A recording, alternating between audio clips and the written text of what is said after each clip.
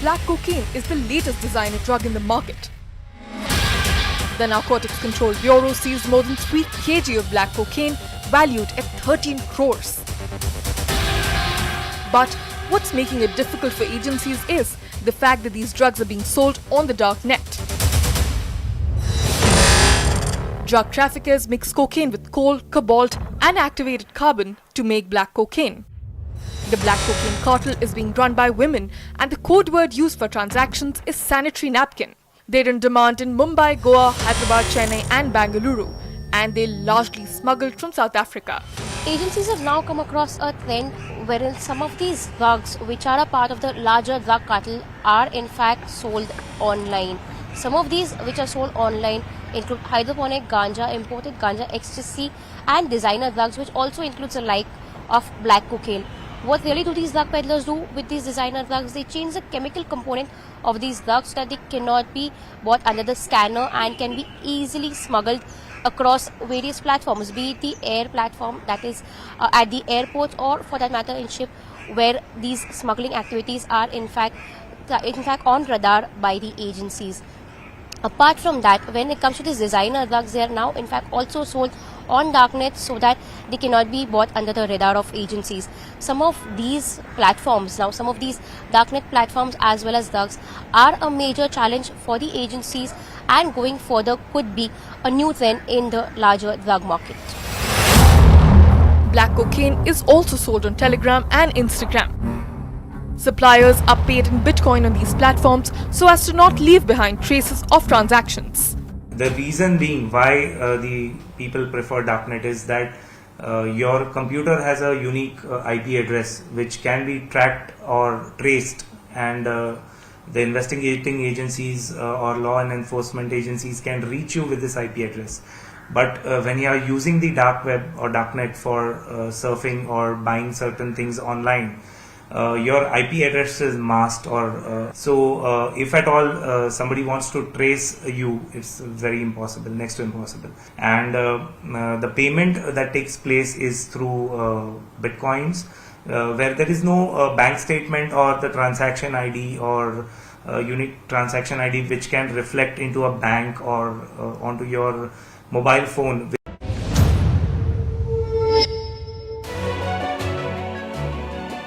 Hello, Namaskar. This is First Post and you're watching Vantage with me, Palki Sharma.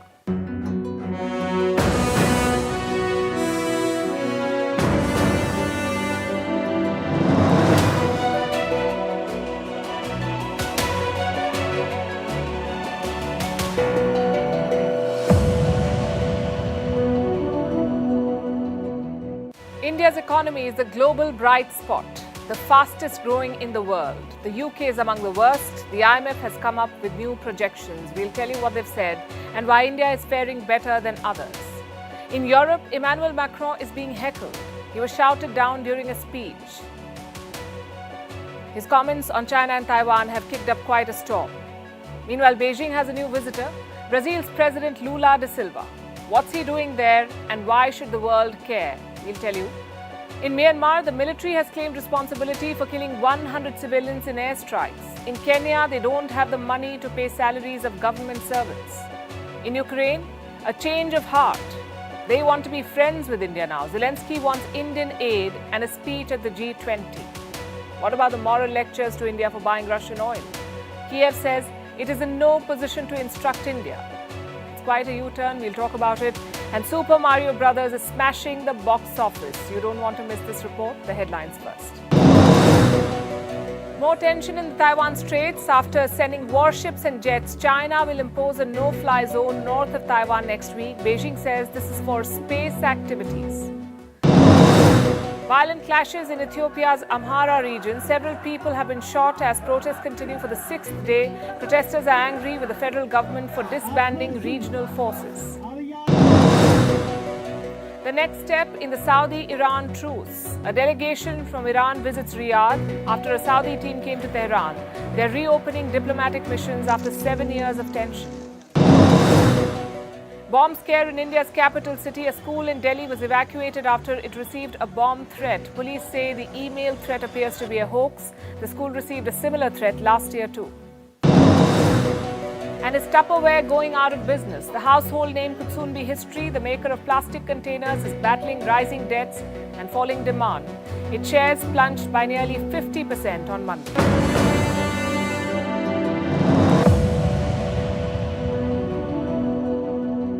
Tonight we start with the economy. There's good news and bad news. The bad news is that global growth is slowing down. The good news is it's not as bad as the world feared. And the best news is that India remains the bright spot.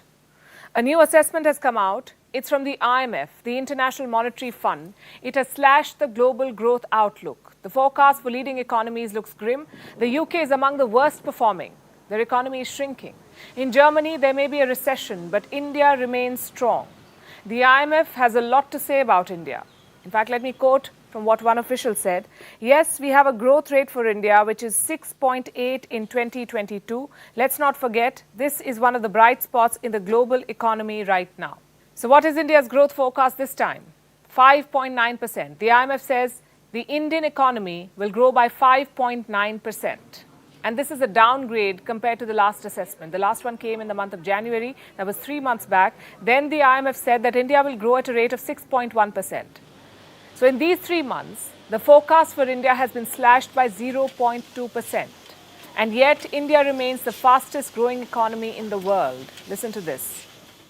What's happening here is also a set of historical revisions. We realized that 2020, 2021 has been actually a lot better than we thought. And so actually there's less room for catching up.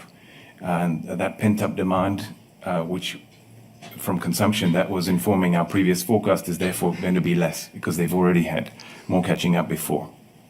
So that's why there's the downward revision this year. Then we go up to 6.3 next year. Again, a very strong economy, which is necessary to allow India to continue to converge towards higher living standards and create those jobs. So 5.9% growth this year and 6.3% in the next financial year. That's the growth trajectory for India according to the IMF. It's lower than India's own growth forecast, but it's pretty solid when you look at the rest of the world. According to the IMF, the United States will grow at a rate of 1.6%. The Eurozone, 0.8%. Eurozone has 19 countries which use the euro as their currency. Russia's growth is projected to be 0.7% despite the war and the Western sanctions. China 5.2% and India 5.9%. So India comes on top of this list. Why do you think India is doing better? The World Bank has an assessment. This came out earlier this month. And here is what the World Bank said about India. I'm quoting again. The Indian economy continues to show strong resilience to external shocks. Notwithstanding external pressures, India's service exports have continued to increase and the current account deficit is narrowing. So there are 3 reasons. The Indian economy is not as exposed to external shocks as the rest. The rising exports have helped, and India has a narrowing current account deficit. What's a current account deficit? It's the difference between a government's expenses and earnings. Let me rephrase this. India is doing better because of immunity to external shocks, expanding exports, and reducing deficits. And the numbers support this assessment. Last month, India's exports crossed the 750 billion mark. This was an all-time high. Inflation is slowly coming under control. In February, inflation in India fell below the 7% mark. This year's monsoon predictions are out. Forecasters say India will have a normal monsoon this year. This is expected to boost food grain output and ease concerns of any shortage. Since the pandemic began, the Indian economy has performed better than the rest. The challenge now is to sustain this growth, to keep it at the same level. And it won't be easy because while India can resist some of the external shocks, it cannot avoid them altogether. And there will be external shocks. The IMF says the outlook for the world economy remains dim. We have a global slowdown in growth, not just for advanced economies, but also for emerging market and developing economies. We are in a situation where there is elevated levels of nervousness in the market. There are a number of vulnerabilities out there, and one should be very vigilant going ahead to try to make sure that the places that look weak are reinforced or buttressed, and or taking actions to reduce these vulnerabilities. What are these vulnerabilities? High inflation, rising interest rates, the uncertainty in the global banking sector, which was triggered by the bank failures in the US, and the war in Ukraine. It has cast a shadow on the economy. Policymakers and investors are nervous. The war is far from over, and there's a fear that it may spill over. There are growing geopolitical tensions over Ukraine, so the global economic situation remains challenging, and India's policy planners have their task cut out. They must create new opportunities and contain the risks. Right now, India's finance minister is in Washington. Nirmala Sitharaman is leading a high-powered delegation and meeting top officials. Yesterday, she met with Geeta Gopinath, the deputy managing director of IMF. They discussed global economic challenges. Sitharaman also met Janet Yellen, the US Treasury Secretary, their finance minister. India is pushing for reforms of multilateral development banks, like the World Bank. Yellen has appreciated India's stance on the issue. The next few months are going to be crucial. As the world's fastest growing economy, there will be more expectations from India, and New Delhi will have to go beyond expressing opinion. It will have to come up with solutions to some of the most pressing challenges of the world today. From an emerging leader to a leader in crisis, the President of France, Emmanuel Macron. His ratings in France are near a record low. But now he wants to lead the European Union. And in the process, he's turning into Europe's greatest embarrassment. Yesterday, he was in the Netherlands. Macron delivered yet another speech. He was heckled. Protesters openly challenged the French president. And the entire affair was caught on camera. Take a look at this. I do admire Nexus Institute, what you do and how much you delivered such strong messages, not just for Europe, but for humanity and our common values. Hello. I think we lost something. Where is French democracy? Where did we lost it? Where did we lost it? I can answer this question if you give me some time. French ministers of the social and the environmental movement. Or maybe when you bypass again French Parliament. Nobody listens. You have millions of people in the streets. So the people shouted him down. His voice was drowned. And he could make himself heard only after the protesters were removed. Who were these protesters? Who were the people who were heckling Macron? Mostly students. They came with banners. One of them said this: President of violence and hypocrisy. Macron seemed unfazed. Once the protesters were removed, he continued with a straight face. And a democracy is exactly a place where you can demonstrate, you can have, as in your country, this type of interventions. It's a good try, but it did not help. He's under fire for his comments on China and Taiwan. Last week, the French president was in China. He got a grand reception in Beijing. This week, he's in the Netherlands with more pomp and pageantry. Macron met the Dutch king. There was a 42-gun salute in his honor and a gala dinner. The French president is on a state visit, the first one for the Netherlands in 23 years. But the people are not half as welcoming. They are protesting. And the people at home are also protesting. For weeks, France has been in turmoil. Macron pushed a controversial pension reform. He raised the age of retirement from 62 to 64. The people of France are up in arms. They want to retire early and get pension benefits. There's an uprising of sorts against the president. There have been violent protests. Macron did not bother with the parliament's consent. He just rammed the policy through. He used special presidential powers to push the reform, and now he's chasing global leadership. His new cause is Europe's independence, strategic independence, a bit like non-alignment.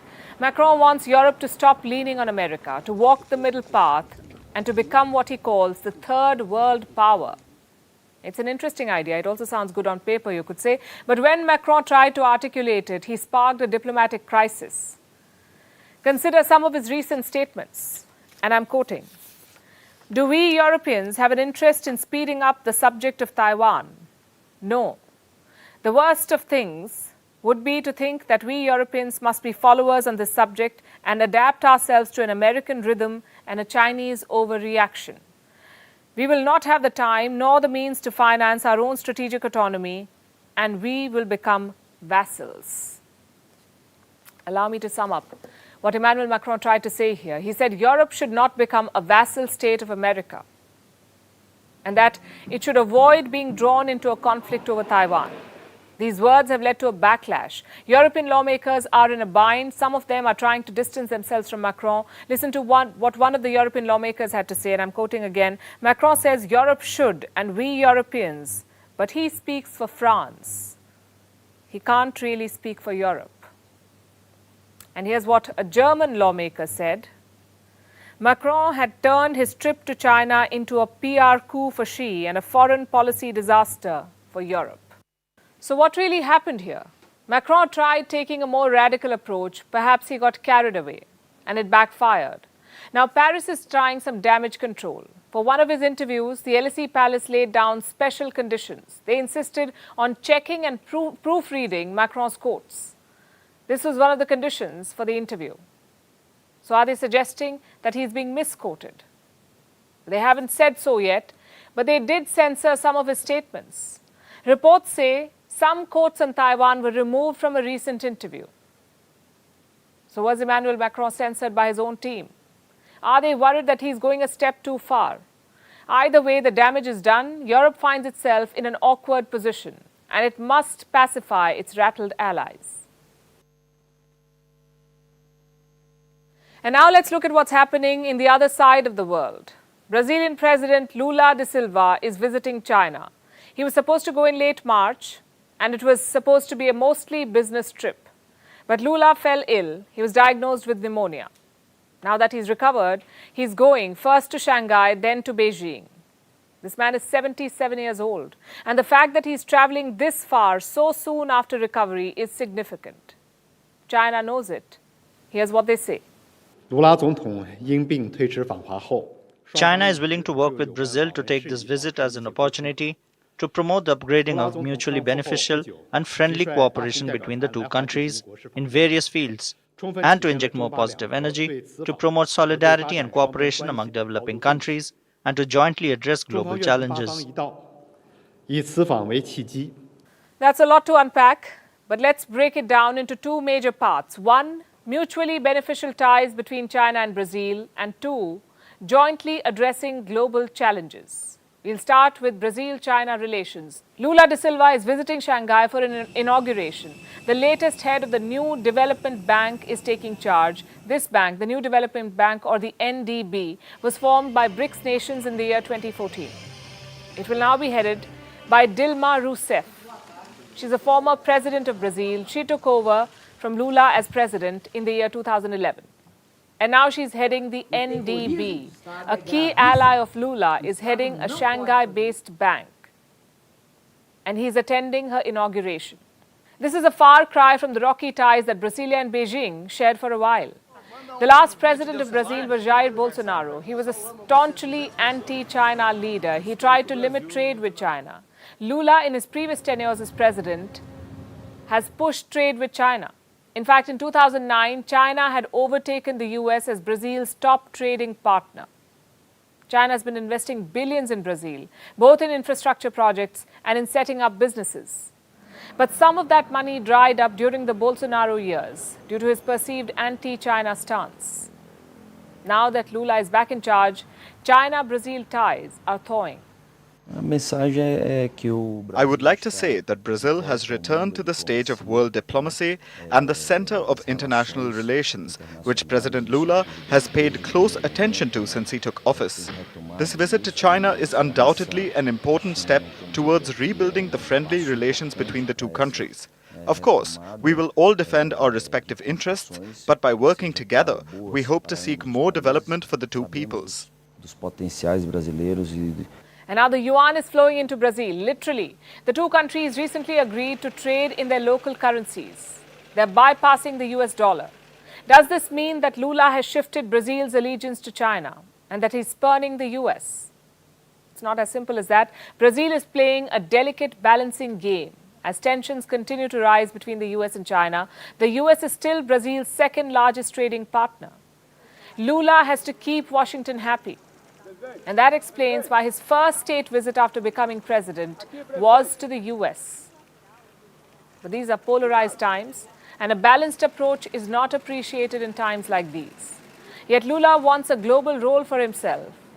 So he weighed in on the war in Ukraine. This is what he said. What does Putin want? Putin can't keep Ukraine's territory. Maybe we don't even discuss Crimea, but we'll have to rethink about what he has invaded. Also, Zelensky can't want everything he wants to demand. NATO will not be able to set itself up at the border. So, this is something we have to put on the table.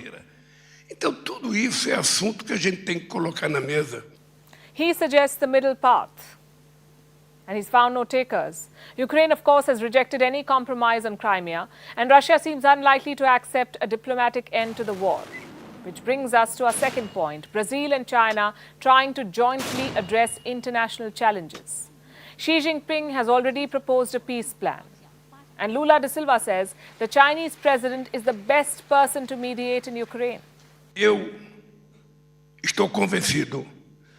I am convinced both Russia and Ukraine are waiting for somebody to come and tell them to sit down and talk.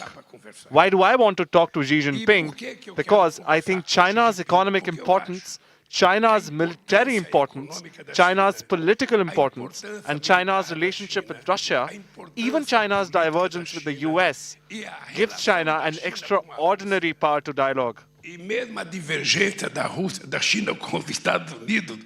So Lula believes that China still has a role to play, even though their peace plan was a damp squib. And it's not just China that Lula is propping up. He has a list of potential mediators, including India. China has weight, Brazil has weight. I think Indonesia can participate. I think India can participate. Let's talk to Putin. Let's talk to Zelensky. Let's talk to Biden. Let's see if we can find a group of people that disagree with the war.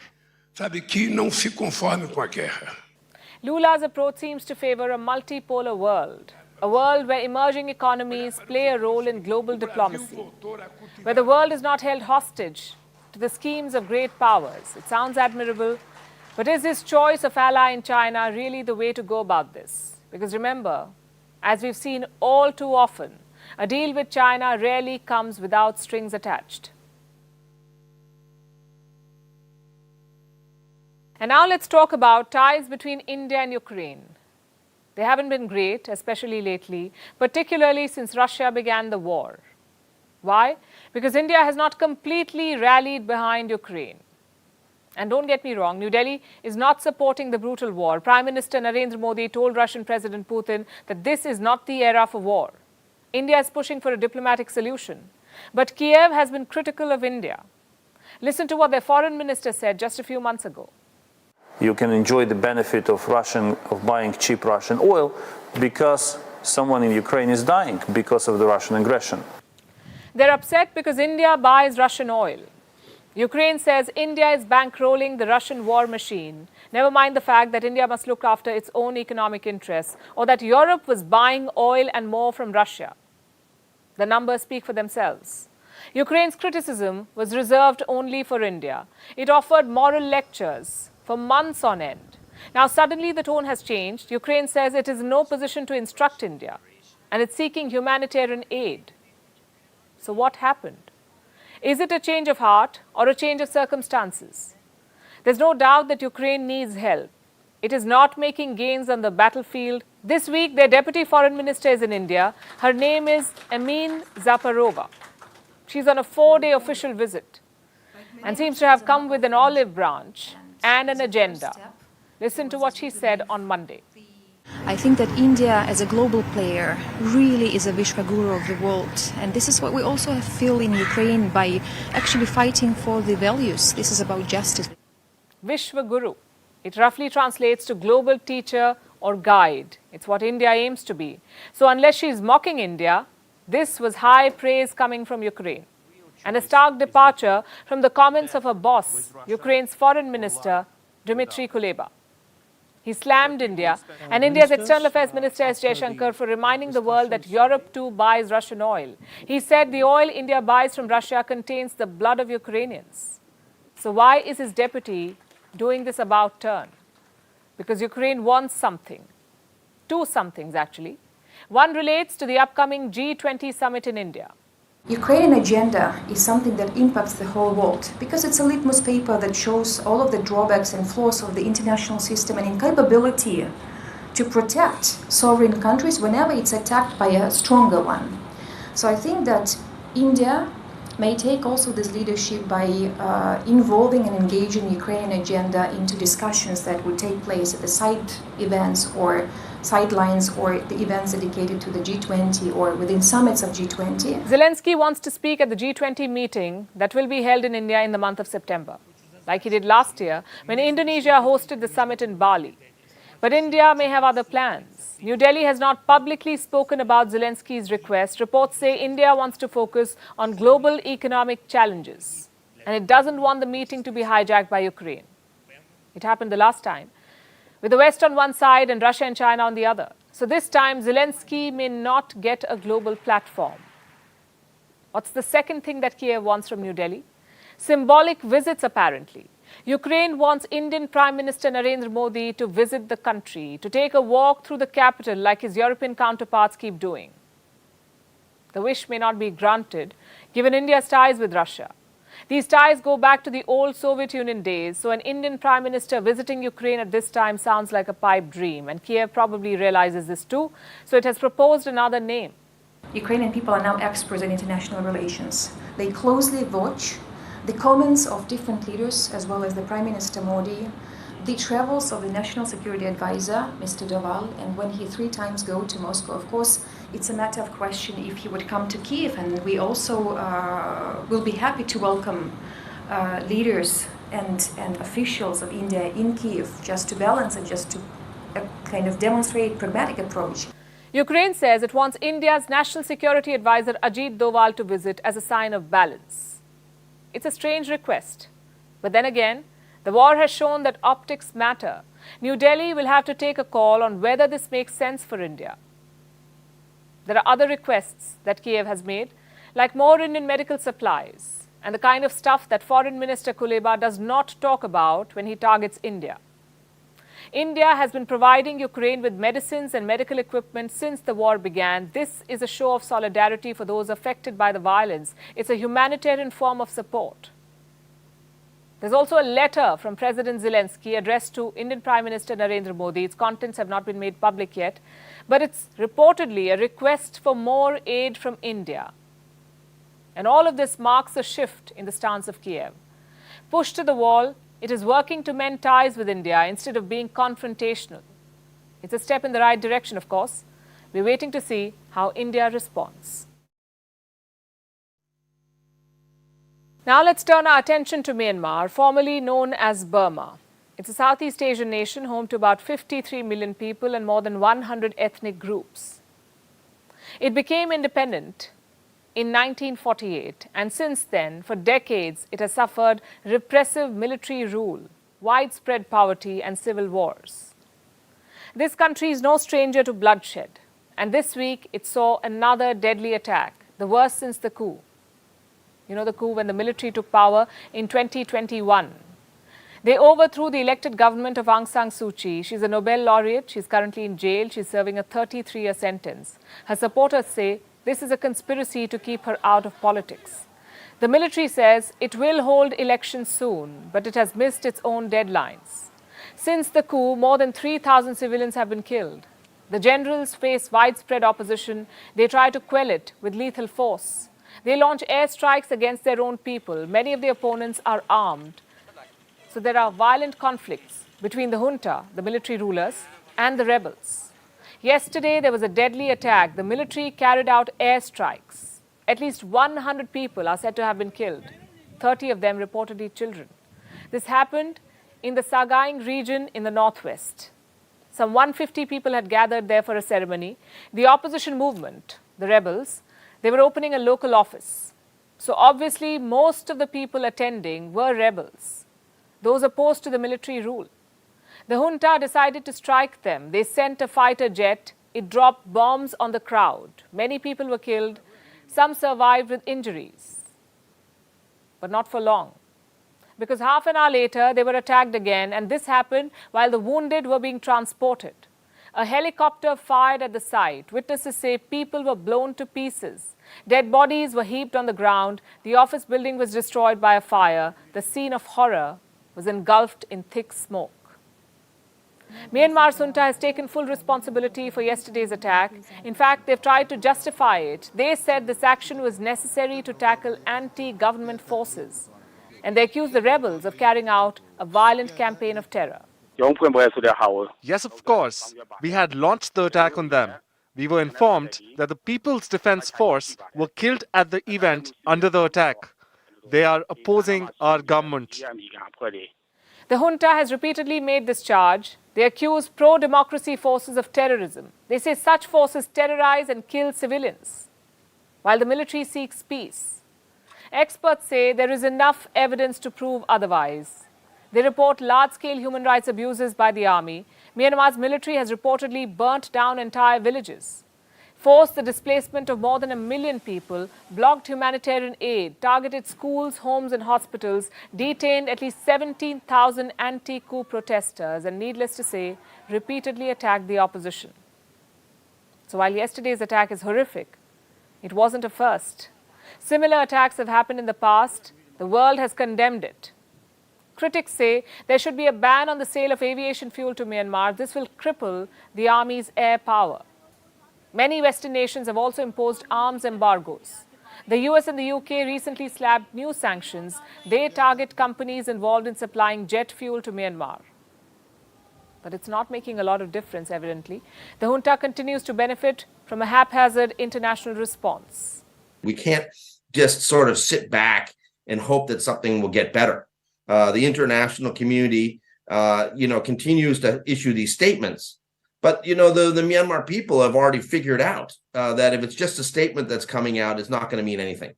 There needs to be concrete action. And ideally, this will reinvigorate the effort to try to press for an international arms embargo against the Myanmar junta. As Myanmar awaits change, the violence and body count is only rising. Atrocities increase whenever the junta comes under pressure. Because for this government of Myanmar, the people are the enemies. To the UK now, Prime Minister Rishi Sunak is in Northern Ireland. He's hosting US President Biden in Belfast. It's a very short visit, not even a full day. Northern Ireland is a conflicted region. It saw 30 years of violence. Then a peace accord was signed some 25 years ago. It's called the Good Friday Agreement.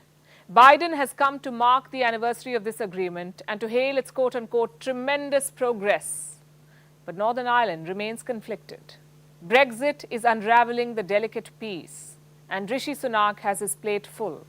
When he comes back to London, he'll have to deal with another crisis. The rising cost of living is pushing people to the edge. They say costs are high and wages are low. Doctors say they're among the worst hit, and now they've gone on a strike. It's expected to cause unprecedented disruption. Here's a report.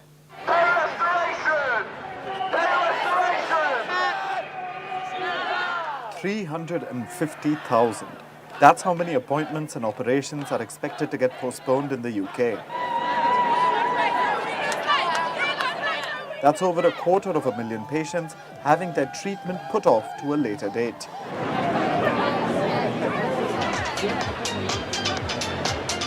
And this is happening because junior doctors across Britain are on strike. It began on Tuesday and will go on till Saturday. Tens of thousands of doctors are on strike. Just to give you an idea of how significant this is, junior doctors make up about half the medical workforce in the UK. They're not coming to work. Their demand is pretty simple. They want a 35% pay hike. 26% less. No! It's quite a lot to ask for, but these doctors argue that they have suffered a 26% pay cut over the past 15 years. The British government has called their demand unrealistic.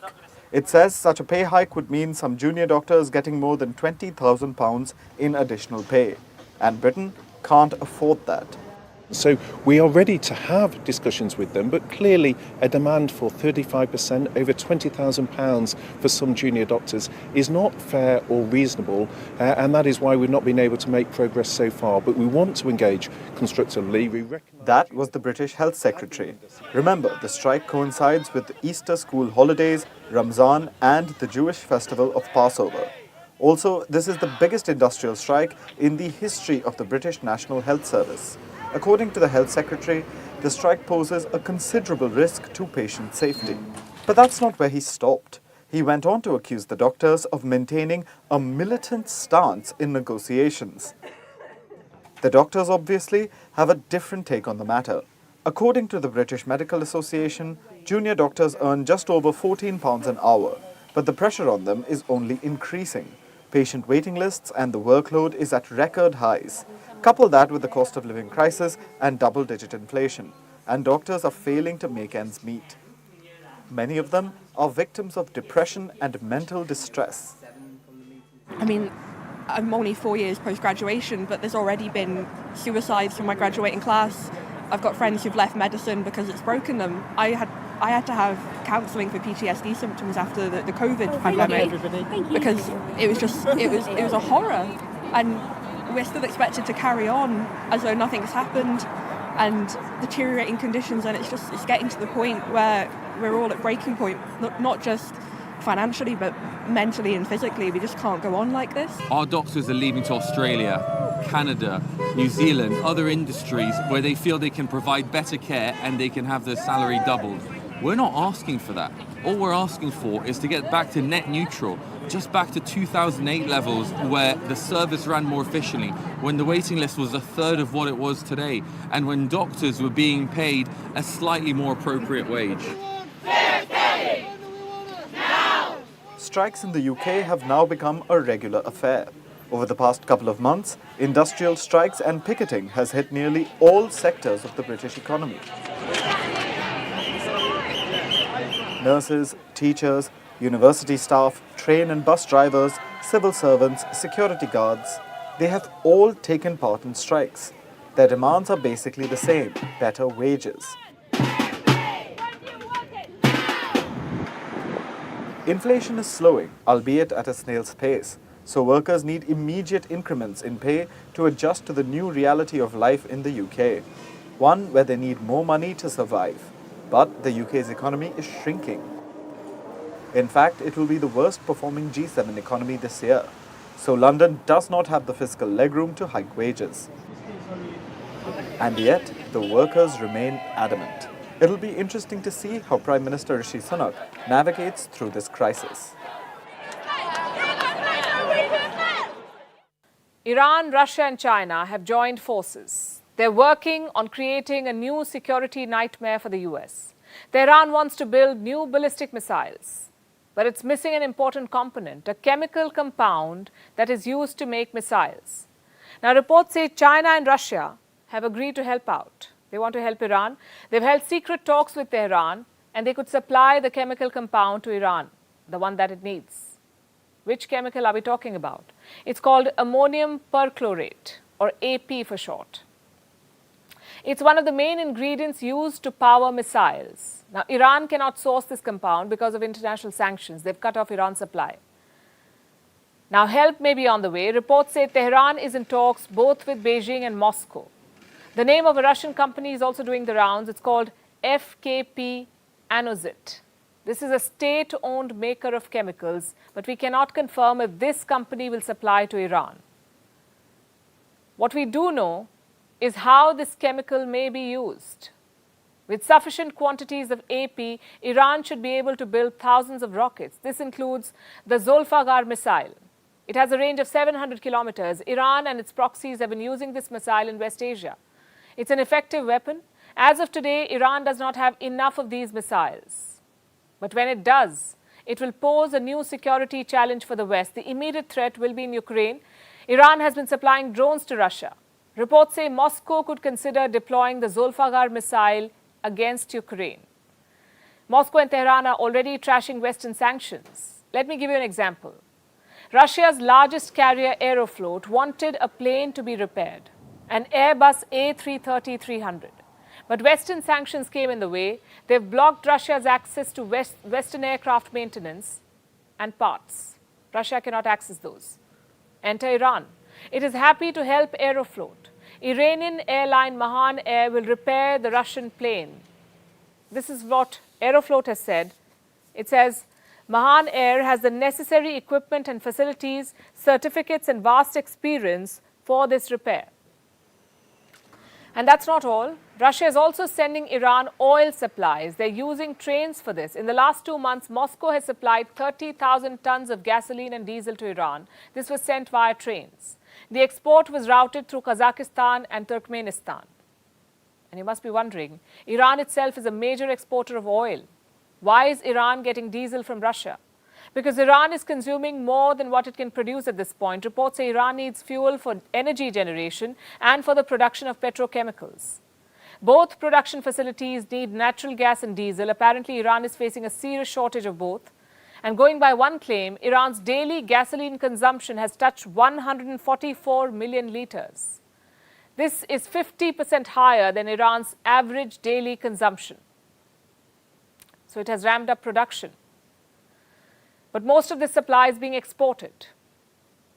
Iran wants to keep its economy afloat, so it needs the Russian imports. Moscow and Tehran have a swap agreement in place. It works like a barter system. Both sides exchange oil and gas instead of cash.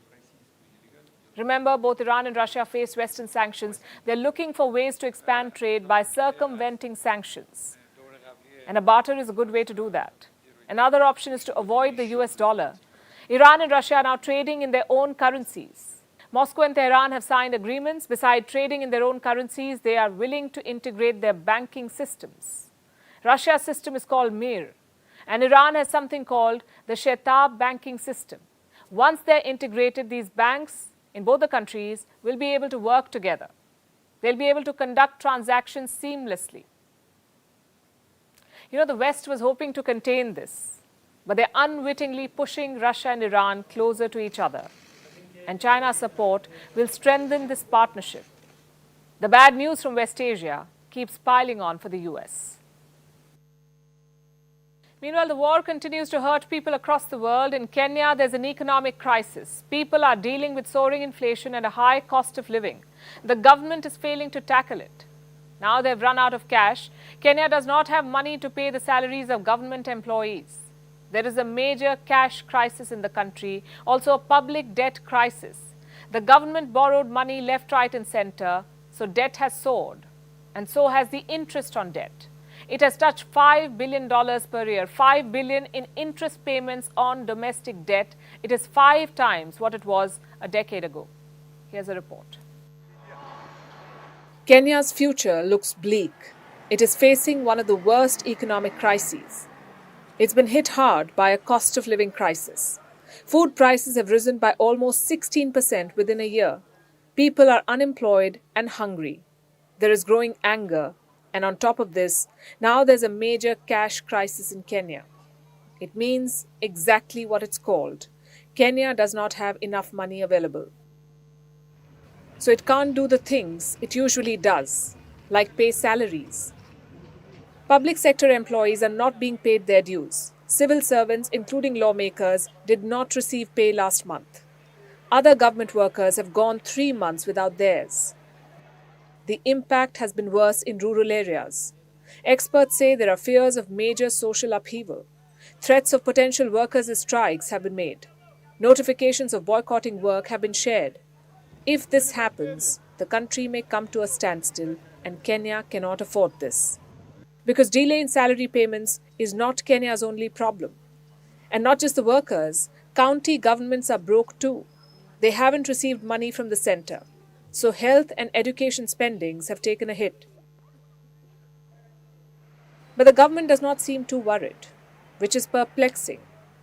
Presidential Economic Advisor David Nadi says he has good reason. He says workers will begin receiving their salaries soon, probably by the end of the week. He blamed the cash crisis on bad timing and low revenue streams, meaning there aren't enough sources to bring money in the country. He says the situation will improve soon. which is something the government has been saying for a while now. But the crisis has been worsening. Last month, the government paid off some interest on external debts, so it was left with less cash in hand. There is also growing public debt, $72 billion of it, and a cost of living crisis. Annual inflation was 9.2% in March, well above the central bank's target.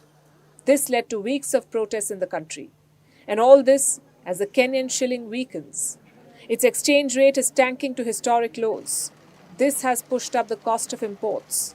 About 6 million people are suffering acute food shortage. All in all, the situation is dire. But yes, one can call it bad timing. Kenya's economy is racing towards a cliff and racing against time. 2024 could be a crunch point. There is strong and ongoing support from the International Monetary Fund and the World Bank. The country has a $2 billion euro bond, but it expires next year. It needs repaying. Kenya is trying to come out of this. If redeemed successfully, pressures can ease for Kenyans. But the government is not sure when the cash crunch will be resolved. And the people are not sure if the government is doing enough to resolve it. Because the economic pain is intensifying, Kenya resembles a loaded but slow-motion train wreck. Coming out of this will not be easy. I'm sure you've heard about Super Mario, one of the most popular video games in the world, also one of the oldest. It's been around since 1985. And now it's on track to becoming one of the most popular films too. Super Mario was released earlier this month. It has shattered box office records and beaten all expectations. And this is spectacular because the last film with the same name was a big flop, a colossal disaster, both in terms of reviews and revenue. This was about 3 decades ago. The film did so badly that for 30 years, nobody dared to make a Super Mario film. But now they have, and the iconic plumber is back with a bang. Our next report tells you why this may have worked. Super Mario's Mushroom Kingdom has fascinated people for the past 3 decades. Mario is the main character. In the world of games, he's called the play character. He's joined by his brother Luigi to save Princess Peach, who keeps getting kidnapped by the antagonist called Bowser. Over the long Easter weekend, here's how much the film made at the box office. $204.6 million in the US and $337 million worldwide. So, Super Mario Bros. Clocked a thunderous $541 million debut in just 3. The year is 1993. Hollywood makes its first big-budget video game adaptation film.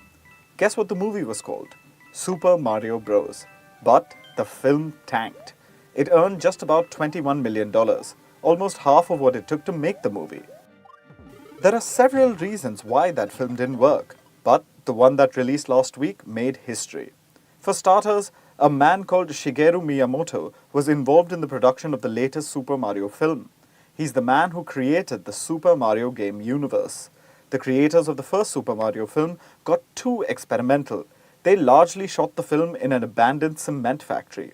The 1993 film was set in a dystopian alternative, one which had no resemblance to the colorful Mushroom Kingdom people had gotten so used to.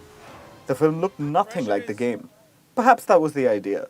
The film's tagline was this ain't no game. An ill-thought slogan which cost the filmmakers a lot. After all, audiences wanted the film to be just like the game back then too. And the reason why this year's film has beaten records is because it retains its game-esque features.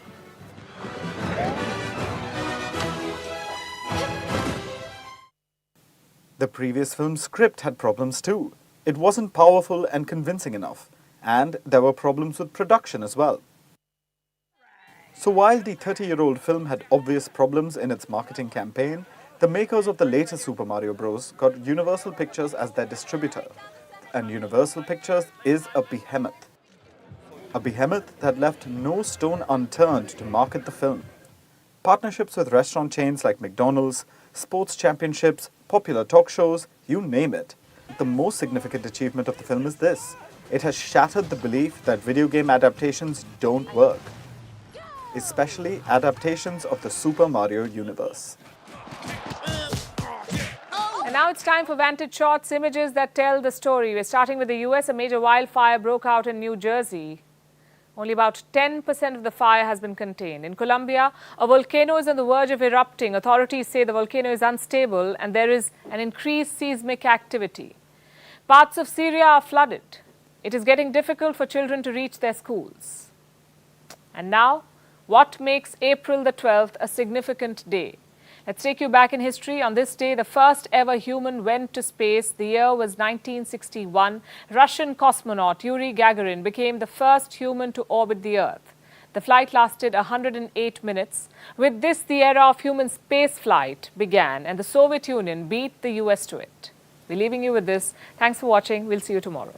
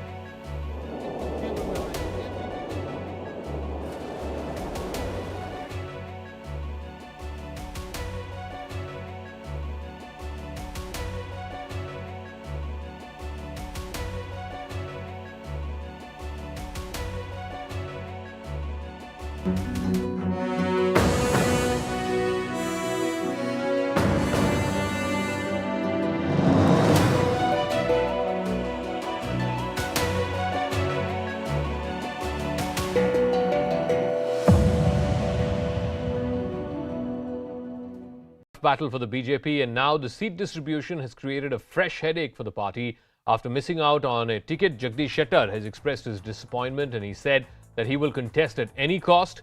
There are indications he will also be placated as his seat has not been announced yet, Hubballi Central.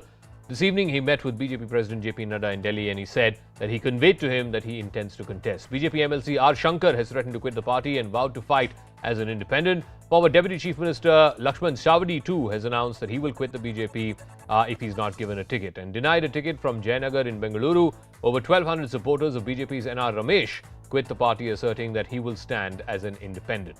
The Minister for Fisheries S. Angara, who is a six-time MLA from Sulia Reserve constituency, has announced his political retirement. He also says that he will not campaign for the BJP.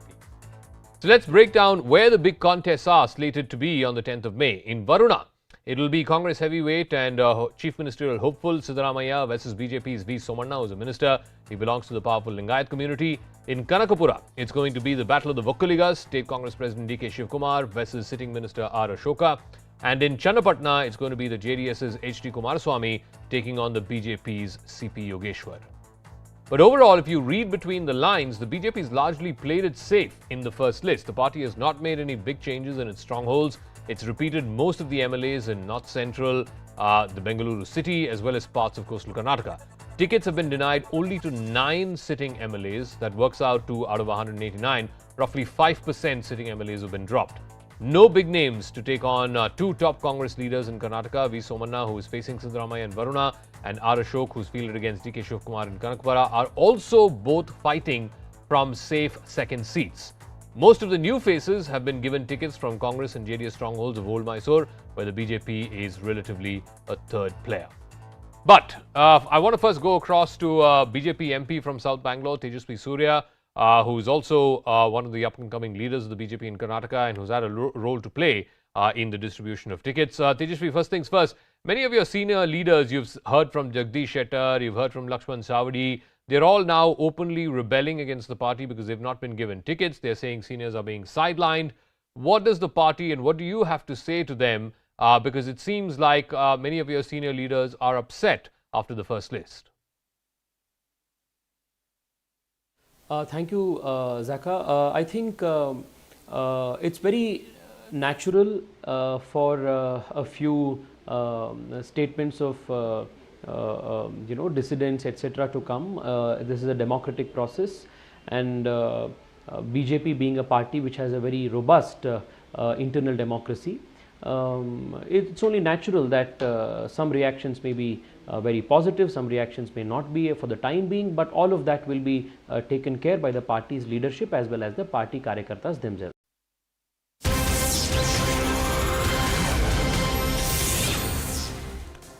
Hello and welcome to the late night edition with me, Ayushman Singh Jamwal. Our top story is that there is more legal trouble for Rahul Gandhi. His statements against Savarkar are set to land him in another legal soup, ladies and gentlemen. Satyaki Savarkar, the grandson of Savarkar, has approached a Pune court for a defamation case. He also tweeted, and I quote, "Today I have filed a complaint for criminal defamation against Rahul Gandhi for his false allegations made in a speech against my grandfather, late Vinayak Damodar Savarkar." Rahul Gandhi claimed that Savarkar wrote in his book that once he felt very happy after he and his friends beat up a Muslim man. Rahul Gandhi said that this is the ideology of the BJP. Listen in to that remark Rahul Gandhi made in the United Kingdom last month.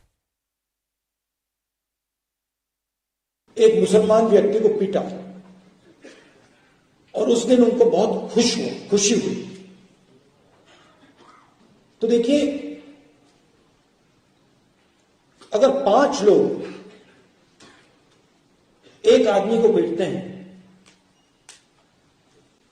और फिर उनमें से किसी एक व्यक्ति को बड़ी खुशी हो रही है, वो कायरता ही है। अगर लड़ना ही है तो एक व्यक्ति से जाके अकेले लड़ लो, मगर नहीं, 5-10 लोग सावरकर जी के साथ एक व्यक्ति को पीटते हैं। तो इनकी आइडियोलॉजी में ये भी है। I'm joined by Vinaya Deshpande on the phone line as this political tussle over Savarkar is only escalating in the state of Maharashtra. Vinaya, clearly more ammunition in the hands of the BJP to take on Rahul Gandhi and the entire MVA coalition at the same time. Well, if not the entire coalition, definitely, the BJP has more ammunition now, particularly with respect to the kind of statements that have come. We have seen that earlier Ranjit Savarkar had also filed a defamation against Rahul Gandhi. This is the second family member of Vinayak Damodar Savarkar who has gone ahead and filed a defamation against Rahul Gandhi, this time over the remarks that Rahul Gandhi had made in England. I spoke to Satyaki Savarkar just a few moments ago where he spoke to CNN News 18 and he spoke about how he and several followers of Savarkar had felt hurt due to the kind of false statements, he says, that Rahul Gandhi had made. In fact, Satyaki Savarkar also went ahead to claim that there was no such written material by Savarkar as has been claimed by Rahul Gandhi, that there was no such incident that had happened. Forget even talking or narrating any such incident in any of the books. So Satyaki Savarkar maintains that what Rahul Gandhi has said is a figment of imagination.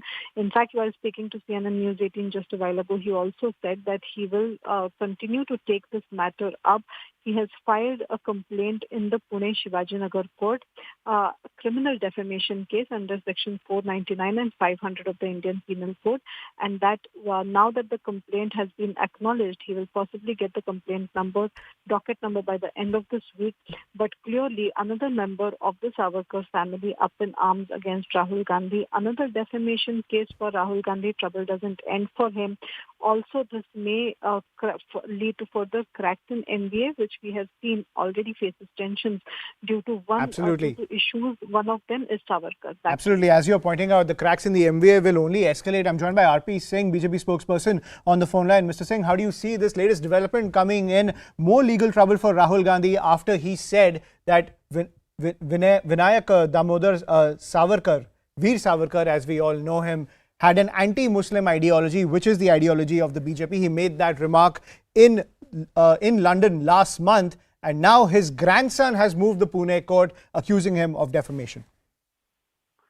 Well, his grandson rightly moved the Pune court, and I'm hopeful the cognizant and then ensure that due diligence is done, and then Mr. Rahul Gandhi will know the history now, will know the right history now, because he has been misquoting Savarkarji again and again, and has been misrepresenting the history also, and for political objectives. And he says, I'm Gandhi, not Savarkar. I seriously doubt he is Gandhi also, because his grandfather's name was Feroz Jahangir Gandhi, not Gandhi at all. But that's point aside. Mr. Savarkar has all the right to go to court, and then it's a very welcome step. And I'm hopeful Sharad Pawarji and Uddhav Thackeray will also support this cause of Savarkar's grandfather.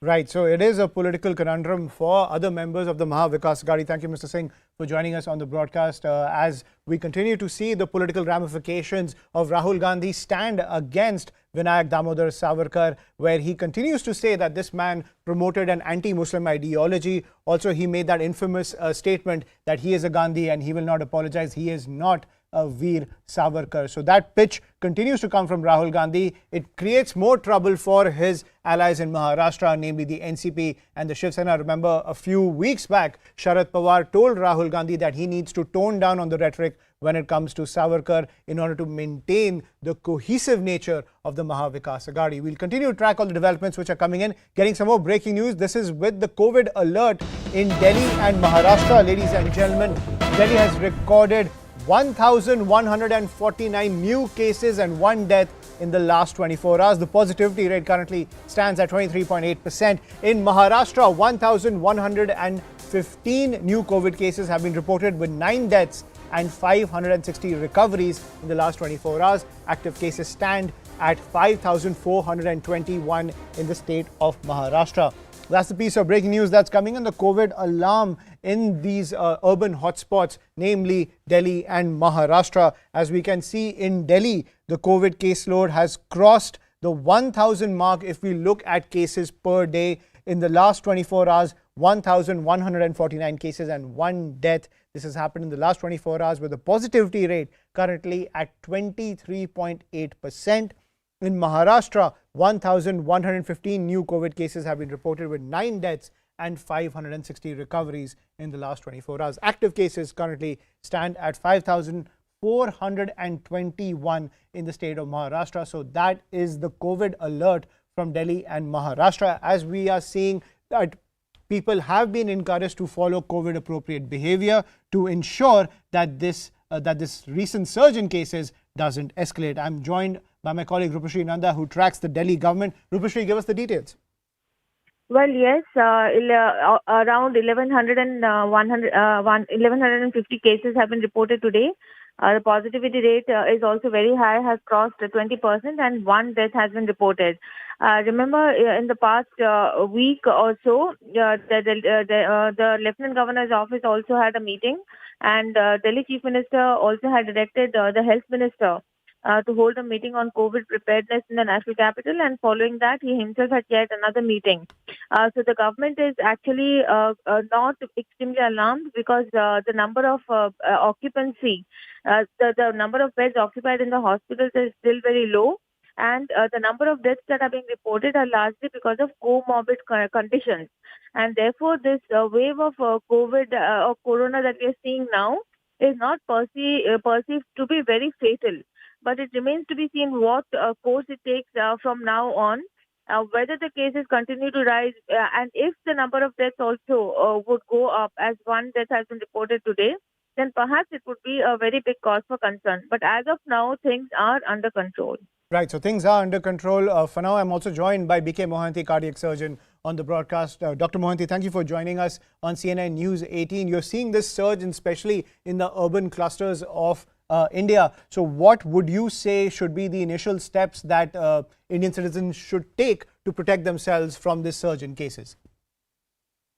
Thank you very much. See, the initial steps or whatever steps the public should take is no different than the steps which has already been taken in the past, right? So we have to follow COVID appropriate behavior. We have to maintain that, that social distancing. We have to, keep that sanitization, everything. And we shouldn't really, go out for without any work.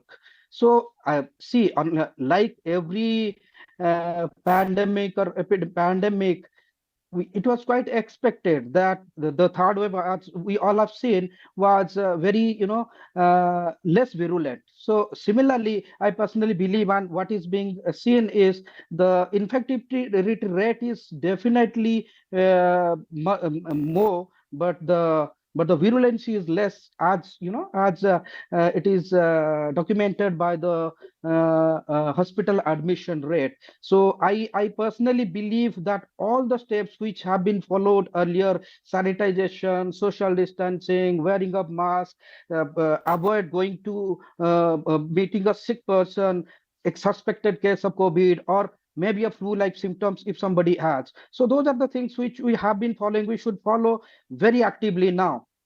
And Dr. Mohanty, looking at the trend in these rising cases, do you think it makes the case for another round of booster shots for people, at least senior citizens who have comorbidities? Very much, very much. I am in favor of that. The reason being, the booster shot or the vaccination added with the boosters would certainly going to, decrease the intensity of the infection if somebody, contracted with that infection, but the severity would be much less, especially the older population and the population having comorbidity factors. And for that matter, everybody should go for a booster. I personally believe that, because even if you contract the disease, the severity will be much less. Right. And Dr. Mohanty, my final question, at least for now, given this rising trend in cases, do you think mask mandates should come back, at least in workplaces and public areas? Yes, definitely. Mask is a very good thing. Whether it is COVID, whether it is COVID-like symptoms, influenza, whatever it is, mask, because these are, respiratory-borne diseases. It spreads by droplet infection in the air. So mask is very much required. Even if it doesn't become mandatory from the government directive, we all should, wear masks. If you are going to a high density area, maybe workplaces for that matter, we should, yeah. Right. Thank you, Dr. Mohanty, for sharing your perspective when it comes to this rising trend in COVID cases, primarily in the urban clusters of India. That's Delhi and Maharashtra, namely the city of Mumbai as well. And as Dr. Mohanty is pointing out, this makes the case for another round of booster doses, primarily for senior citizens, but at the same time, mask mandates, maintaining social distancing, especially in public areas, is the need of the hour to control the spread of this new rise in the COVID virus. It's the need of the hour to ensure that we don't go back to that era of lockdowns and those curbs which kind of put a spanner in everyone's daily life. So we need to get ahead of this by maintaining COVID appropriate behavior, something that's easier said than done. Let's move on to some more breaking news that's coming in. Another twist in the tussle between Tamil Nadu Chief Minister M.K. Stalin and Governor R.N. Ravi has taken place, where Stalin has now written to all non-BJP ruled states to pass a resolution urging the union government and the president to fix a time limit for governors to approve bills passed by the state assemblies.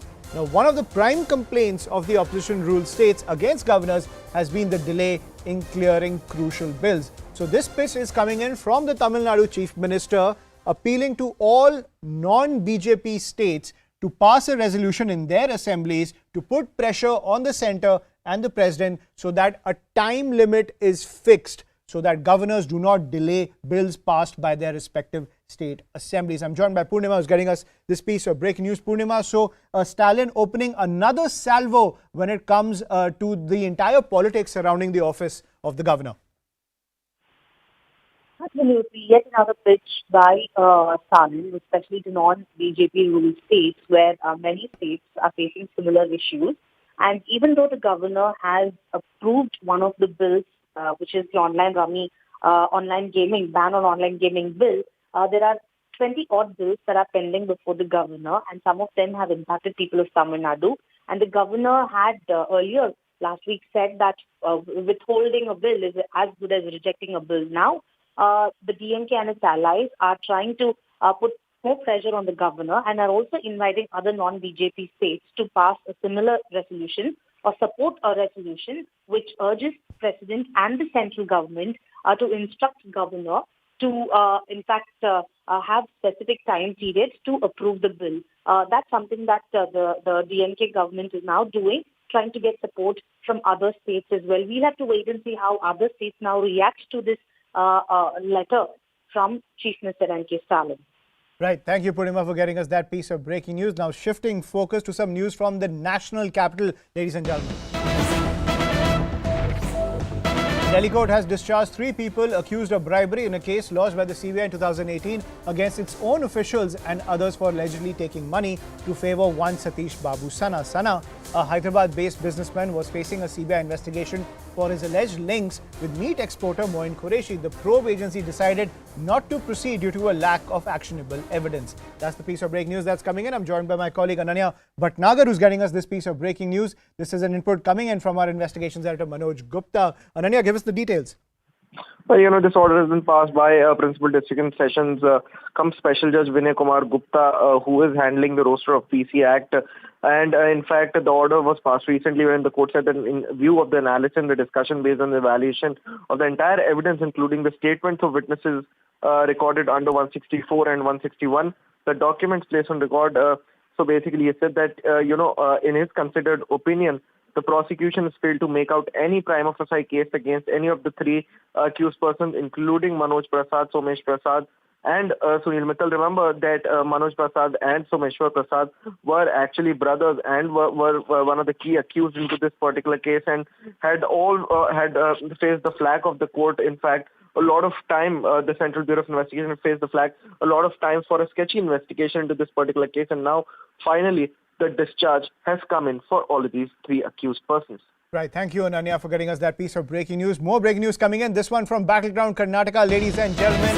After the rumblings in the Karnataka BJP over the first list, the BJP has now released the second list of candidates right ahead of the elections. CNN News 18 has accessed the second list of the Saffron Party right ahead of the Karnataka elections. Remember, the first list has caused massive rumblings with 52 new faces, where many veterans of the Karnataka BJP are up in arms demanding their position in the candidate list. And now the BJP has released the second list. That list on your screen, the second list of the BJP ahead of the Karnataka elections. I'm joined by CNN News 18's political editor Maria Shakil on the phone line. Maria, give us the details. What are the key highlights of the second list? Yes, so I'm still trying to decode it, and as far as the SC/ST representation is concerned, the BJP has tried to manage that. But we were hoping that Jagdish Shettar's name would be in this list. That isn't there because Jagdish Shettar had a meeting with JP Nadda earlier today, and the indication that has come from the party leadership was that because Hubli Central constituency has not been announced, there is a strong possibility that his name would be there. And Mr. Nadda had told Mr. Shettar that he will be communicating that to Home Minister Amit Shah, because the decision making is like the BJP core group which decides on the candidates. So overall, 23 names announced in the second list. And if you remember, Ayushman, in the first list, 189 candidates have been announced. So in all, in the assembly of 224, the BJP has announced the significant numbers. But I think the seats in which there are, some kind of back and forth that's happening remains the seat of Jagdish Shettar, because the party is treading very carefully, particularly the kind of rebellion that they are seeing on ground. But B.S. Yedurappa's, stamp on this list is clearly visible. Right. And Maria, before I let you go, just decode for us, what is the thinking when it comes to this BJP strategy to give voters pretty much a clean slate when it comes to candidates ahead of the Karnataka elections? Yes, so the BJP is going with this formula of not fielding trying to cut anti-incumbency by not fielding MLAs who have been there. So it is emphasizing on fresh faces. So this time around also, 4 sitting MLAs have been denied tickets. So the BJP is going with that formula that they would be able to cut anti-incumbency or perhaps offset anti-incumbency if they go with the tested formula or tried and tested formula, Aishman, in which they have ensured that, that in other states also that if there is anti-incumbency, it is against the local leadership. And as far as the Prime Minister's image is concerned, it is very strong. Right. Thank you, Maria, for getting us the latest when it comes to the BJP strategy for Karnataka. The second list is out, 23 candidates, but no Jagdish Shettar in this list after his meeting with JP Nadda. The twists and turns continue in the Saffron camp. That's all we have to pack it on the show. Thank you for watching.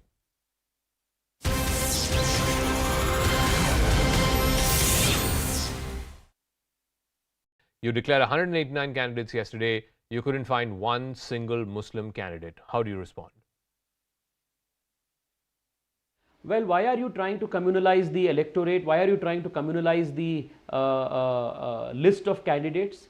We are speaking of bringing in professionals. We are bringing in new educated people, young faces. So wherever the party will feel that giving a ticket to persons who belong to this community will make sure increase the chances of the party's victory there, the party will consider doing that. Okay. All right. Tejasvi Surya, we'll leave it at that. We'll see how this plays out in Karnataka. Polling is on the 10th and counting on the 13th. Thank you very much for joining us here on CNN News 18.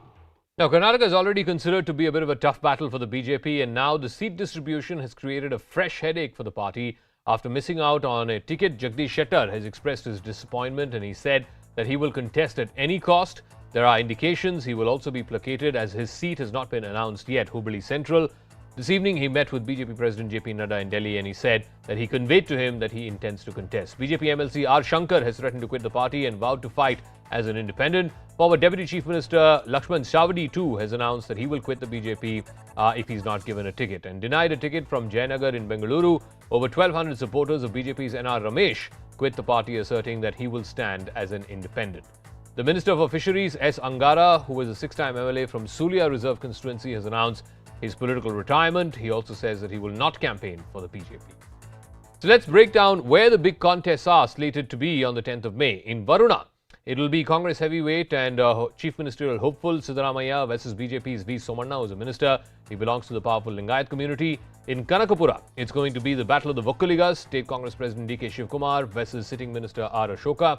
And in Channapatna, it's going to be the JDS's H.D. Kumaraswamy taking on the BJP's C.P. Yogeshwar. But overall, if you read between the lines, the BJP has largely played it safe in the first list. The party has not made any big changes in its strongholds. It's repeated most of the MLAs in North Central, the Bengaluru city, as well as parts of coastal Karnataka. Tickets have been denied only to 9 sitting MLAs. That works out to, out of 189, roughly 5% sitting MLAs have been dropped. No big names to take on 2 top Congress leaders in Karnataka, V. Somanna, who is facing Siddaramaiah in Varuna, and R. Ashok, who's fielded against D.K. Shivkumar in Kanakapura, are also both fighting from safe second seats. Most of the new faces have been given tickets from Congress and JDS strongholds of Old Mysore, where the BJP is relatively a third player. But I want to first go across to BJP MP from South Bangalore, Tejasvi Surya, who is also one of the up-and-coming leaders of the BJP in Karnataka and who's had a role to play in the distribution of tickets. Tejasvi, first things first, many of your senior leaders, you've heard from Jagdish Shettar, you've heard from Lakshman Sawadi. They're all now openly rebelling against the party because they've not been given tickets. They're saying seniors are being sidelined. What does the party and what do you have to say to them? Because it seems like many of your senior leaders are upset after the first list. Thank you, Zaka. I think it's very natural for a few statements of dissidents, etc. to come. This is a democratic process, and BJP being a party which has a very robust internal democracy, it's only natural that some reactions may be very positive, some reactions may not be for the time being, but all of that will be taken care by the party's leadership as well as the party Karyakartas themselves. Having said that, I would want to point out the larger reactions that have come to the party's selection of candidates. Out of the 189 seats that have been announced, more than 52 new fresh faces have gotten an opportunity to contest. Yeah. This is one of the largest number of young faces, new faces being given an opportunity to contest. Of these 52, many young people who have spent 8 years, 9, 10 years inside of the organization have all been given a chance, who have come from extremely modest families, very normal families, have spent their youth working for the party. They have gotten an opportunity. Okay. But you know, the criticism is also, Tejashvi, that, and both the Congress and the JDS are saying this, the sons of Mr. Yediyurappa, Mr. Basanagowda Patil, Mr. Umesh Katti, they've all been accommodated. So if this is not an example of dynastic politics, which you accuse the Congress of and other regional parties of, then what is? So how do you respond to that?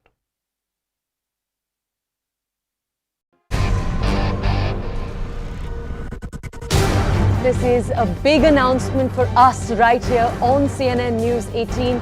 A historic feat for our channel, a historic week for our channel, as 50 weeks of news dominance.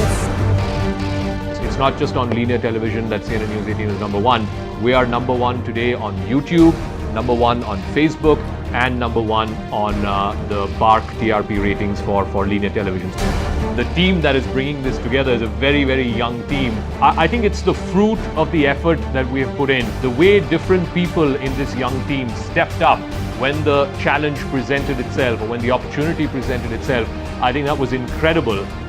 We want to thank all our viewers because I don't think we could have achieved this without your support, your love, and your commitment to the kind of journalism, the kind of news stories that we put out there.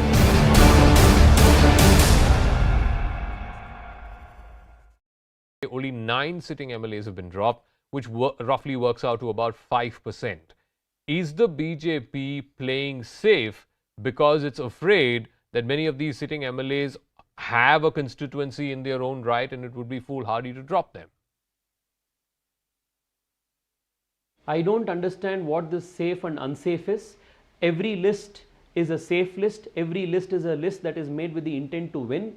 The Congress party is clearly more concerned about our list than their own, because if you look at the dissidents and if you look at the internal strife and faction wars that are going on in the Congress once the Congress has announced their list, it is nothing in comparison to how organizedly and how disciplinedly the BJP leaders are behaving, and the BJP has been able to very smoothly bring this exercise and float so many new people. I also want to tell you, Zaka, that from yesterday, continuously, if you look at the tweets of the Congress party, ever since the BJP began its process of announcing the tickets, they have gone into a mode of frustration. They have realized that it is extremely difficult for them to win this election. And having looked at the choice of candidates the BJP has made, taking into consideration aspects of social engineering, the beating the anti-incumbency at the local levels, bringing in fresh faces, adding new dynamism and professionalism of new candidates, all of these aspects has given a lot of optimism to the BJP's list. And I can tell you very clearly that of the 189 announced yesterday, among them itself we will be able to cross the halfway mark. Knowing this very well, the Congress has gotten frustrated, is why they are out of the 189 you've declared, you're confident that within this itself you'll be able to cross the 112, 113 mark, which is required for majority. One final word, and this again is criticism from both Congress and JDS. You declared 189 candidates yesterday. You couldn't find one single Muslim candidate. How do you respond? Well, why are you trying to communalize the electorate? Why are you trying to communalize the list of candidates?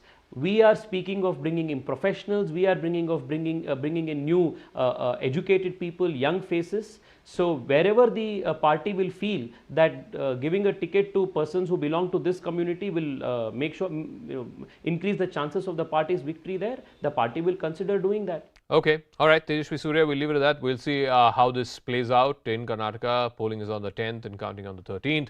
Thank you very much for joining us here on CNN News 18. Now, Karnataka is already considered to be a bit of a tough battle for the BJP, and now the seat distribution has created a fresh headache for the party. After missing out on a ticket, Jagdish Shettar has expressed his disappointment, and he said that he will contest at any cost. There are indications he will also be placated as his seat has not been announced yet, Hubballi Central.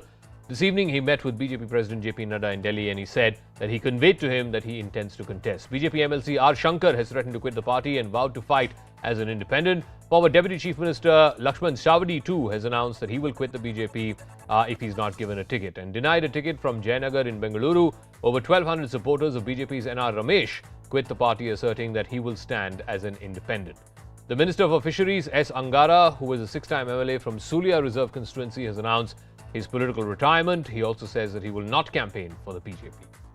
So let's break down where the big contests are slated to be on the 10th of May. In Varuna, it will be Congress heavyweight and Chief Ministerial hopeful Siddaramaiah versus BJP's V. Somanna, who is a minister. He belongs to the powerful Lingayat community. In Kanakapura, it's going to be the battle of the Vokkaligas, State Congress President D.K. Shivkumar versus sitting Minister R. Ashoka. And in Channapatna, it's going to be the JDS's H.D. Kumaraswamy taking on the BJP's C.P. Yogeshwar. But overall, if you read between the lines, the BJP has largely played it safe in the first list. The party has not made any big changes in its strongholds. It's repeated most of the MLAs in North Central, the Bengaluru city, as well as parts of coastal Karnataka. Tickets have been denied only to 9 sitting MLAs. That works out to, out of 189, roughly 5% sitting MLAs have been dropped. No big names to take on two top Congress leaders in Karnataka, V. Somanna, who is facing Siddaramaiah in Varuna, and R. Ashok, who's fielded against D.K. Shivkumar in Kanakapura, are also both fighting from safe second seats. Most of the new faces have been given tickets from Congress and JDS strongholds of Old Mysore, where the BJP is relatively a third player.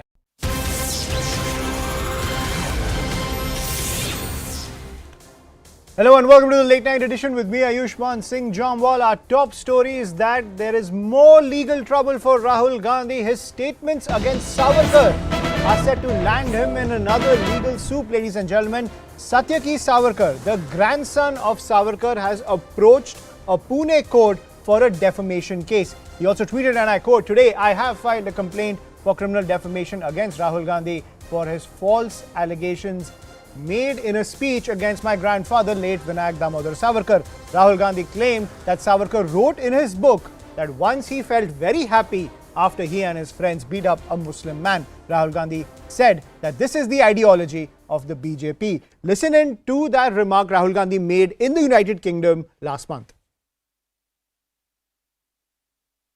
एक मुसलमान व्यक्ति को पीटा और उस दिन उनको बहुत खुशी हुई। तो देखिए, अगर 5 लोग एक आदमी को पीटते हैं और फिर उनमें से किसी एक व्यक्ति को बड़ी खुशी हो रही है, वो कायरता ही है। अगर लड़ना ही है तो एक व्यक्ति से जाके अकेले लड़ लो, मगर नहीं,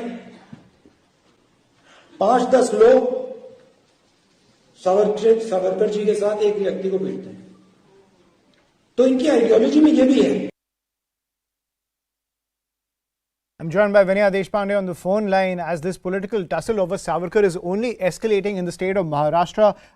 Vinaya, clearly more ammunition in the hands of the BJP to take on Rahul Gandhi and the entire MVA coalition at the same time. Well, if not the entire coalition, definitely, the BJP has more ammunition now, particularly with respect to the kind of statements that have come. We have seen that earlier Ranjit Savarkar had also filed a defamation against Rahul Gandhi. This is the second family member of Vinayak Damodar Savarkar who has gone ahead and filed a defamation against Rahul Gandhi. This time over the remarks that Rahul Gandhi had made in England. I spoke to Satyaki Savarkar just a few moments ago where he spoke to CNN News 18 and he spoke about how he and several followers of Savarkar had felt hurt due to the kind of false statements he says that Rahul Gandhi had made. In fact, Satyaki Savarkar also went ahead to claim that there was no such written material by Savarkar as has been claimed by Rahul Gandhi, that there was no such incident that had happened. Forget even talking or narrating any such incident in any of the books. So Satyaki Savarkar maintains that what Rahul Gandhi has said is a figment of imagination. In fact, while speaking to CNN News 18 just a while ago, he also said that he will continue to take this matter up. He has filed a complaint in the Pune Shivajinagar court, a criminal defamation case under Section 499 and 500 of the Indian Penal Code, and that now that the complaint has been acknowledged, he will possibly get the complaint number, docket number by the end of this week. But clearly, another member of the Savarkar family up in arms against Rahul Gandhi, another defamation case for Rahul Gandhi. Trouble doesn't end for him.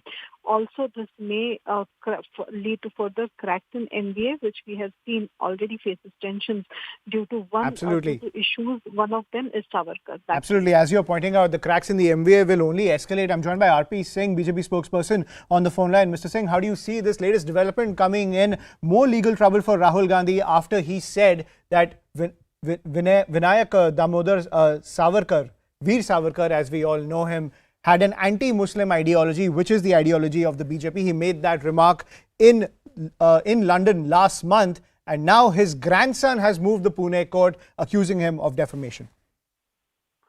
Well, his grandson rightly moved the Pune court, and I'm hopeful the cognizant and then ensure that due diligence is done, and then Mr. Rahul Gandhi will know the history now, will know the right history now, because he has been misquoting Savarkarji again and again, and has been misrepresenting the history also, and for political objectives. And he says, I'm Gandhi, not Savarkar.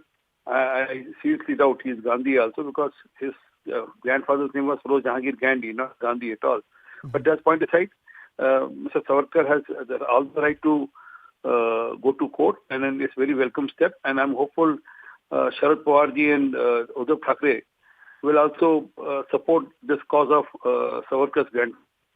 Right. So it is a political conundrum for other members of the Maha Vikas Aghadi. Thank you, Mr. Singh, for joining us on the broadcast. As we continue to see the political ramifications of Rahul Gandhi stand against Vinayak Damodar Savarkar, where he continues to say that this man promoted an anti-Muslim ideology. Also, he made that infamous statement that he is a Gandhi and he will not apologize. He is not a Veer Savarkar. So that pitch continues to come from Rahul Gandhi. It creates more trouble for his allies in Maharashtra, namely the NCP and the Shiv Sena. Remember, a few weeks back, Sharad Pawar told Rahul Gandhi that he needs to tone down on the rhetoric when it comes to Savarkar in order to maintain the cohesive nature of the Maha Vikas Aghadi. We'll continue to track all the developments which are coming in. Getting some more breaking news. This is with the COVID alert in Delhi and Maharashtra. Ladies and gentlemen, Delhi has recorded 1,149 new cases and 1 death in the last 24 hours. The positivity rate currently stands at 23.8%. In Maharashtra, 1,115 new COVID cases have been reported, with 9 deaths and 560 recoveries in the last 24 hours. Active cases stand at 5,421 in the state of Maharashtra. That's the piece of breaking news that's coming in. The COVID alarm in these urban hotspots, namely Delhi and Maharashtra. As we can see in Delhi, the COVID caseload has crossed the 1,000 mark. If we look at cases per day in the last 24 hours, 1,149 cases and 1 death. This has happened in the last 24 hours, with the positivity rate currently at 23.8%. In Maharashtra, 1,115 new COVID cases have been reported, with 9 deaths and 560 recoveries in the last 24 hours. Active cases currently stand at 5,421 in the state of Maharashtra. So that is the COVID alert from Delhi and Maharashtra. As we are seeing that people have been encouraged to follow COVID appropriate behavior to ensure that this recent surge in cases doesn't escalate. I'm joined by my colleague Rupashri Nanda, who tracks the Delhi government. Rupashri, give us the details. Well, yes, around 1,150 cases have been reported today. The positivity rate is also very high, has crossed 20%, and 1 death has been reported. Remember, in the past week or so, the Lieutenant Governor's office also had a meeting, and Delhi Chief Minister also had directed the Health Minister to hold a meeting on COVID preparedness in the national capital, and following that, he himself had chaired another meeting. So the government is actually not extremely alarmed because the number of occupancy, the number of beds occupied in the hospitals is still very low. And the number of deaths that are being reported are largely because of comorbid conditions. And therefore, this wave of COVID or corona that we are seeing now is not perceived to be very fatal. But it remains to be seen what course it takes from now on, whether the cases continue to rise, and if the number of deaths also would go up, as one death has been reported today, then perhaps it would be a very big cause for concern. But as of now, things are under control. Right, so things are under control. For now, I'm also joined by BK Mohanty, cardiac surgeon, on the broadcast. Dr. Mohanty, thank you for joining us on CNN News 18. You're seeing this surge, especially in the urban clusters of India. So what would you say should be the initial steps that Indian citizens should take to protect themselves from this surge in cases? Thank you very much. See, the initial steps or whatever steps the public should take is no different than the steps which has already been taken in the past, right? So we have to follow COVID appropriate behavior. We have to maintain that, that social distancing. We have to, keep that sanitization, everything. And we shouldn't really, go out for without any work. So see, like every pandemic or pandemic, it was quite expected that the third wave, as we all have seen, was very, less virulent. So similarly, I personally believe, and what is being seen is the infectivity rate is definitely more, but the virulency is less, as as